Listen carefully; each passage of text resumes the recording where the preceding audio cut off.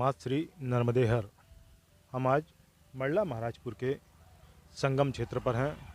मेरे पीछे देख पा रहे हैं आप माँ नर्मदा और बंजर नदी का संगम इस स्थान पर होता है।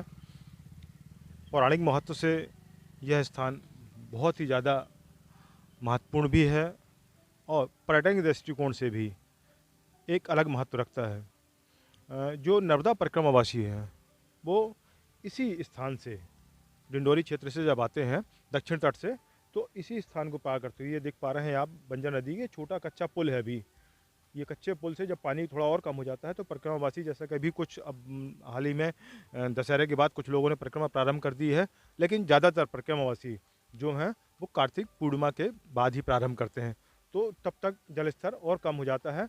हालांकि प्रशासन द्वारा अब इस स्थान पर पुल बनाने की भी स्वीकृति प्राप्त हो चुकी है। देखना होगा कब तक पुल बन पाता है। तो यहीं से परिक्रमावासी आते हैं और यहाँ से ये जो मार्ग दिख रहा है ये इस तरफ संगम तीर्थ है। संगम तीर्थ में परिक्रमावासियों के लिए नर्मदा प्रसादी प्रकल्प और भी बहुत से स्थान हैं जहाँ उनकी सेवा होती है।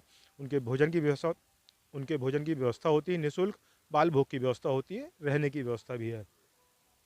दूसरे लोग जो हैं परिक्रमा करते हैं वाहनों से, तो वाहनों से जो परिक्रमा करते हैं वे भी, उनके लिए भी यह क्षेत्र बहुत महत्वपूर्ण है।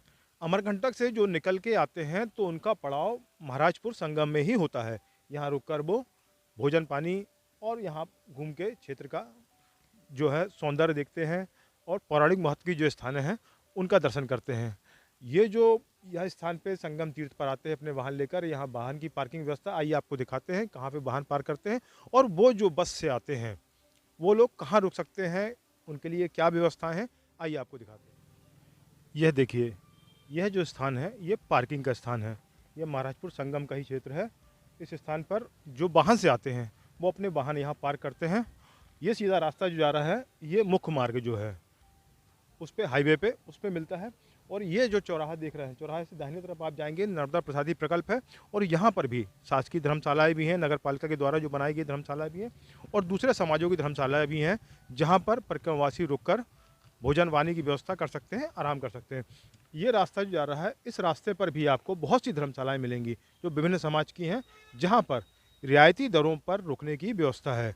तो जो भी नर्मदा परिक्रमावासी वाहन से यात्रा करते हैं, वो वाहन से यात्रा करना चाह रहे हैं, उनके मन में यदि संशय है कि मंडला पहुंचकर महाराजपुर संगम क्षेत्र में वे कहाँ रुकेंगे, क्या उनके भोजन की व्यवस्था हो पाएगी, यदि बस में 50-60 लोग भी हैं तो क्या उनके रहने की आराम से व्यवस्था हो सकती है, तो वो निश्चिंत होकर आएँ।